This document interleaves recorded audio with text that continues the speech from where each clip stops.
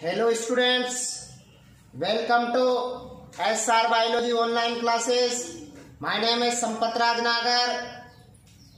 इस चैप्टर में अभी तक अपन ने देखा है कि मेल रिप्रोडक्टिव सिस्टम पूरा कंप्लीट हो गया है, फीमेल रिप्रोडक्टिव सिस्टम कंप्लीट हो गया है. उसमें अपन स्टार्ट कर रहे हैं पॉलिनेशन. पॉलिनेशन में अपन ने फ्लो चार्ट बनाया है कि पॉलिनेशन कितने टाइप का होता है. पॉलिनेशन 2 टाइप का होता है कि सेल्फ पॉलिनेशन होता है, क्रॉस पॉलिनेशन होता है.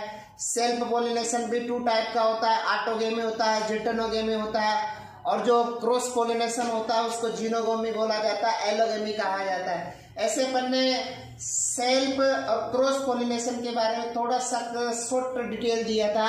तो आज अपन देखेंगे कि पॉलिनेशन होता क्या है, परागण होता क्या है. कि परागण में क्या होगा, कोई भी जब किसी भी जो भी पुष्प होगा उससे जो परागकण होगा वो परागकण क्या करेगा, वर्तिकाग्र पर पहुंचेगा. मतलब परागकण का वर्तिकाग्र पर पहुंचना क्या कहलाता है, परागण कहलाता है. तो परागण वह क्रिया है जिसमें परागकण कहाँ पर पहुंचेगा, वर्तिकाग्र पर पहुंचेगा, इसलिए इसे परागण बोलते हैं. जो परागकण होता है ना वो बोरन तत्व की उपस्थिति में अंकुरण दर्शाता है. फिर उसके बाद जो परागण होता है ना वो 2 प्रकार का होता है. एक तो स्वपरागण होता है, एक पर परागण होता है जिसे सेल्फ पॉलिनेशन और क्रॉस पॉलिनेशन बोला जाता है.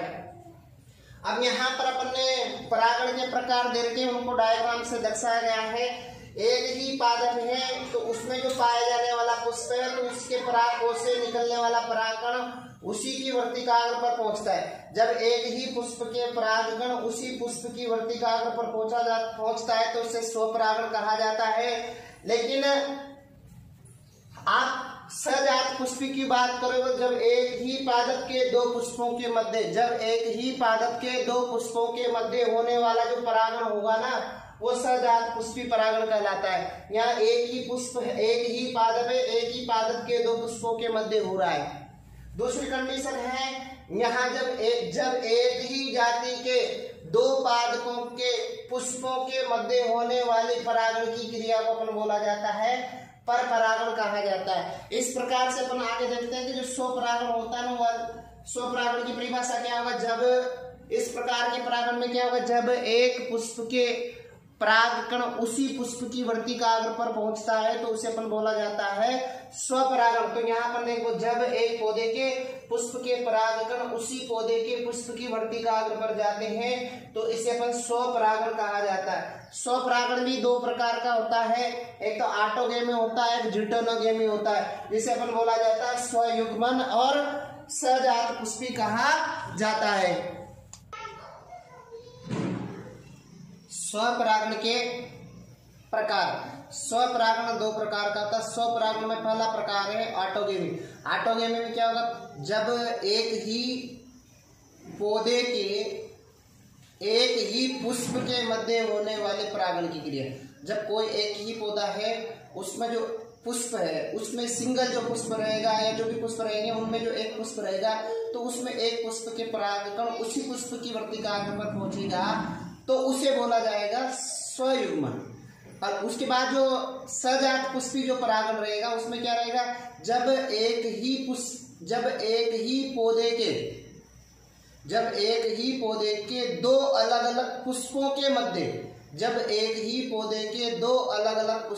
मध्य या 2 पुष्पों के मध्य होने वाले परागण की क्रिया को अपन क्या बोला जाता है, सजात पुष्पी या जिटोनोगेमी कहा जाता है. तो अपन देखते हैं ऑटोगेमी में क्या होगा, जब परागकण एक ही पुष्प के परागकोश से उसकी वर्तिकाग्र तक स्थानांतरित होते हैं तो उसे ऑटोगेमी कहते हैं. या एक और परिभाषा बोले, इस प्रकार के परागण में एक पौधे के पुष्प के परागकण उसी पुष्प की वर्तिकाग्र पर पहुंचते हैं तो उसे ऑटोगेमी कहते हैं. अब आता है सजात पुष्प में क्या होगा, जब किसी पौधे के पुष्प के परागकण उसी पौधे के दूसरे पुष्प की वर्तिकाग्र पर पहुंचते हैं तो इसे जिटोनोगेमी कहते हैं. या बोलो, जब एक ही पादप के 2 पुष्पों के मध्य परागण की क्रिया होती है तो इसे जिटोनोगेमी कहा जाता है. यह आनुवांशिक तौर पर तो क्या होता है, स्वपरागण को दर्शाता है. आनुवांशिक तौर पर तो क्या होता है, स्वपरागण को दर्शाता है. लेकिन इकोलॉजिकली दृष्टि से पर परागण को दर्शाता है। ऐसा क्यों? ध्यान में रखना, आनुवांशिक तौर पर तो क्या दर्शा रहा है? स्वपरागण दर्शा रहा है।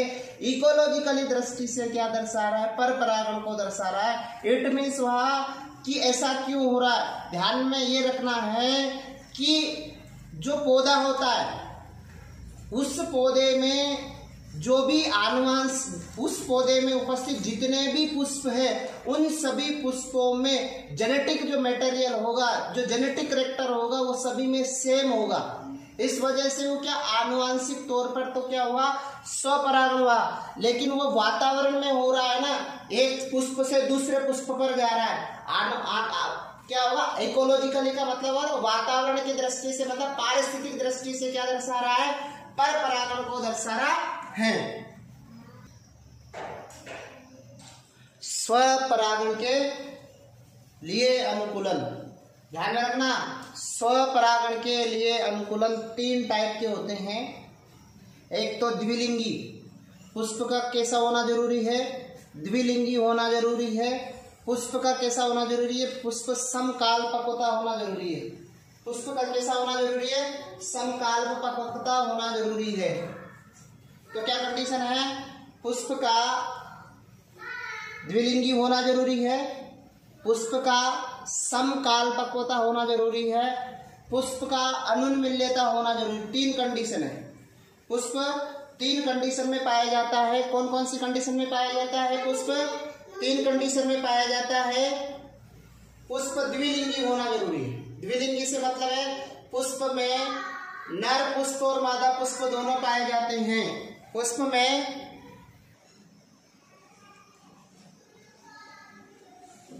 स्वपरागण के लिए अनुकूलन में पहला है द्विलिंगी, दूसरा है समकालपक्वता, तीसरा अनुन्मील्यता। द्विलिंगी में क्या होना जरूरी है? पुष्प द्विलिंगी का मतलब है जिसमें पुंकेसर और परागकोश दोनों एक साथ उपस्थित हो। आप समझ रहे हो? द्विलिंगी का मतलब स्वपरागण के लिए पौधों में पुष्पों का द्विलिंगी होना आवश्यक है। द्विलिंगी होना आवश्यक है, जो कि स्वपरागण। आप डायरेक्ट ऐसे कह सकते हो कि ऐसे पौधे जिनमें पुष्प द्विलिंगी होंगे वो स्वपरागण को प्रेरित करेंगे, जैसे सरसों, गुड़हल, धतूरा। समकालपक्वता का मतलब होता है कि ऐसे पुष्प जिनमें पाए जाने वाले पुंकेसर और स्त्री केसर, पुंकेसर और स्त्री केसर, पुंकेसर में परागकोश, स्त्री केसर में वर्तिकाग्र, दोनों एक ही टाइम पर परिपक्व हो, समान काल पर परिपक्व हो, तो उस कंडीशन को बोला जाता है समकालपक्वता। इस प्रकार के स्वपरागण के लिए क्या हुआ? परागकोश व वर्तिकाग्र एक ही समय पर परिपक्व होंगे तो स्वपरागण की प्रक्रिया को प्रेरित करेंगे, समकालपक्वता कहलाती है। एग्जाम्पल है मिराबिलस, जलाता फ्लोरोक्लो प्लांट, सदाबहार, केटेरेंथस रोजियस, गेहूं पीली कटेली। अब आता है इम्पोर्टेंट है, एग्जाम की दृष्टि से इम्पोर्टेंट है अनुन्मील्यता। अनुन्मील्यता से मतलब है कुछ पौधे ऐसे होते हैं जिनमें पुष्प कभी नहीं खिलते हैं। ऐसे पौधे जिनमें पुष्प कभी नहीं खिलते हैं और इनमें पुष्प हमेशा बंद अवस्था में पाए जाते हैं, क्लोज अवस्था में पाए जाते हैं। और ऐसे पौधों के पुष्प हमेशा भूमिगत होते हैं। और ऐसे पौधे के जो पुष्प होते हैं हमेशा भूमिगत होंगे, तो भूमिगत होंगे तो जो पुष्प होंगे बंद होंगे, तो बंद होने के कारण पुंकेसर और परागकोश पास पास होंगे और इनमें होने वाला परागण स्वपरागण को प्रेरित करेगा और इनमें 100% स्वपरागण होता है। तो कुछ पौधों में ऐसे द्विलिंगी पुष्प होते हैं जो कभी नहीं खिलते हैं, अर्थात हमेशा बंद रहते हैं। कैसे रहते हैं? हमेशा बंद रहते हैं। और बंद पुष्पों में होने वाले परागण को, बंद पुष्पों में होने वाले परागण को क्या बोला जाता? अनुन्मील्यता कहा जाता है। इनमें आवश्यक रूप से कौन सा परागण होता है? इनमें आवश्यक रूप से 100% स्वपरागण होता है। कौन सा होता है? 100% स्वपरागण होता है। इनके एग्जाम्पल है कोमेलाइना। कोमेलाइना को कनकोआ भी कहा जाता है। कोमेलाइना का को साइंटिफिक नेम है कोमेलाइना बेंगालेंसिस। और अदर एग्जाम्पल है वायोला जंकस ड्रोसेरा। क्लिस्टोगेमस जो फ्लावर अपन ने देखा था, जो क्लिस्टोगेमी कंडीशन देखी थी, उसमें और ज्यादा डिस्क्राइब देखते हैं अनुन्मील्यता क्या होती है। ये अनुन्मील्यता से रिलेटेड मैंने एक प्लांट का डायग्राम बना रखा है। कोमेलाइना का प्लांट है। किसका प्लांट है? कोमेलाइना का प्लांट है।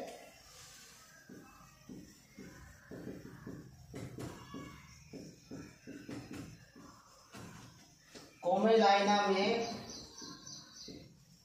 अनुन्मील्यता को दर्शाते हुए, किसका? कोमेलाइना में अनुन्मील्यता को दर्शाते हुए। जो कोमेलाइना होता है, उस कोमेलाइना में दो प्रकार के पुष्प पाए जाते हैं। जो कोमेलाइना होता है उसमें दो प्रकार के पुष्प पाए जाते हैं। एक पुष्प तो होते उन्मिल परागणी पुष्प, चेस्मोगेमस फ्लावर। ये पुष्प होते हैं वायवीय होते हैं। जो चेस्मोगेमस फ्लावर होते हैं वायवीय होते हैं। ये पुष्प होते हैं ना, अन्य जाति के पुष्पों के समान ही होते हैं। इनमें जो पराग कोश और वर्तिकाग्र होते हैं वो ओपन होते हैं। ओपन होंगे तो इनमें आसानी से स्वपरागण भी हो सकता है और परपरागण भी होता है, दोनों संभावना है। लेकिन जो अंदर जो अंडरग्राउंड फ्लावर है, अंडरग्राउंड जो फ्लावर होगा, एक तो क्या कंडीशन होगी, हमेशा बंद रहेगा। बंद रहेगा तो उसमें पाए जाने वाले पराग कोश और वर्तिकाग्र पास पास में होंगे, और कभी नहीं खुलेगा, कभी नहीं खुल रहा, बंद रहेगा तो उसमें आसानी से क्या हो सकता है, परागण की क्रिया हो सकती है। ऐसी कंडीशन है। जो बंद फ्लावर है उसको अनुन्मील्य पुष्प, वहां उन्मिल परागणी पुष्प बोल रहे हैं, इसको अनुन्मील्य पुष्प या अनुन्मील्य परागणी पुष्प, जिसको आपके क्लिस्टोगेमस फ्लावर बोला जाता है, इसको बंद पुष्प कहा जाता है, भूमिगत होता है। इस प्रकार के पुष्प हमेशा बंद रहेंगे। दूसरी कंडीशन है कि इस प्रकार के पुष्पों में पराग कोश व वर्तिकाग्र एक दूसरे के बिल्कुल पास में होते हैं।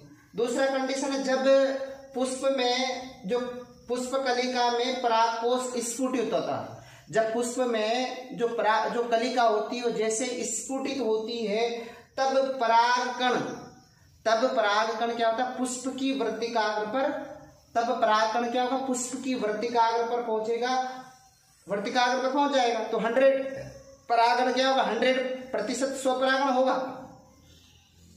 अतः अनुन्मील्य परागणी पुष्प हमेशा सदैव स्वयुग्मक होते हैं। तो यहाँ कंडीशन अपन देखते हैं, पूरा यहाँ पर डिस्क्राइब दे रखा है, क्या है, कैसे भी क्वेश्चन आता है, क्योंकि इससे रिलेटेड क्वेश्चन आया हुआ है। अनुन्मील्यता के बारे में इतना ज्यादा इस वजह से लिखाया है, इस वजह से ज्यादा डोज दे रहे हैं कि इसमें से क्वेश्चन आता है, कैसे भी घूम करके आ जाए, आपको डाउट नहीं है। इसमें से जो राजस्थान बोर्ड था ना, उसमें इसमें और इसमें उन्मिल परागणी पुष्प और अनुन्मील्य परागणी पुष्प में डिफरेंस आया, अंतर आया है।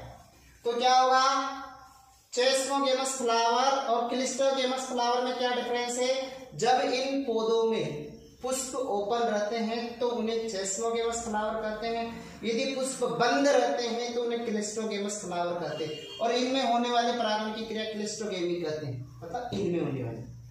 कोमेलाइना होता है, कोमेलाइना एग्जाम्पल है, इसमें वही दो प्रकार के पुष्प पाए जाते हैं। एक पुष्प होता है जो कभी नहीं खिलता है, हमेशा भूमिगत होता है, उन्हें क्लिस्टोगेमस फ्लावर कहते हैं, तथा दूसरे वह पुष्प होते हैं जो खिलते हैं तथा वायवीय होते हैं। तो उन्हें वायवीय होते हैं, वायवीय भाग में पाए जाते हैं, तो उन्हें क्या कहा जाता है, चेस्मोगेमस फ्लावर कहा जाता है।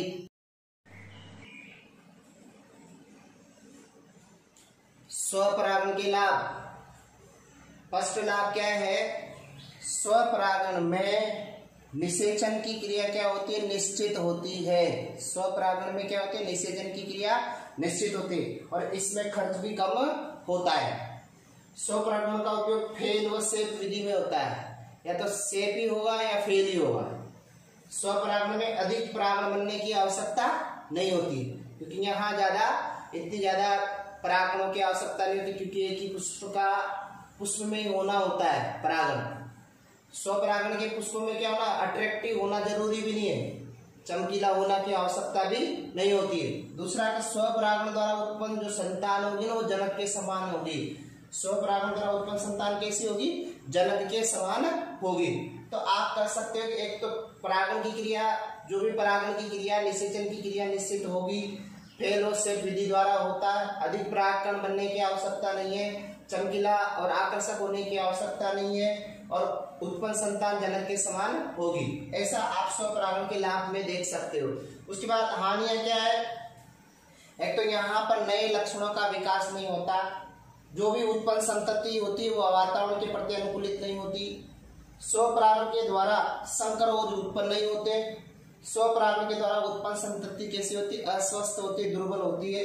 स्वपरागण के द्वारा उत्पन्न पौधे कैसे होते? कम प्रतिरोधक क्षमता वाले होते हैं। कैसे होते हैं? कम प्रतिरोधक क्षमता वाले होते। इस प्रकार से स्वपरागण की हानियां कैसी होगी? एक तो नए लक्षणों का विकास नहीं होगा, वातावरण के प्रति अनुकूलित नहीं होगी, संततियां संकरोध उत्पन्न नहीं होंगे और उत्पन्न संतति कैसी होगी? अस्वस्थ, दुर्बल होगी और जो भी पौधे होंगे कम प्रतिरोधक क्षमता वाले होंगे।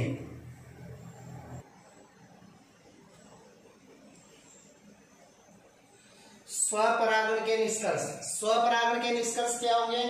एक तो अधिक संख्या में जनक के समान संतति उत्पन्न करने की क्षमता होगी।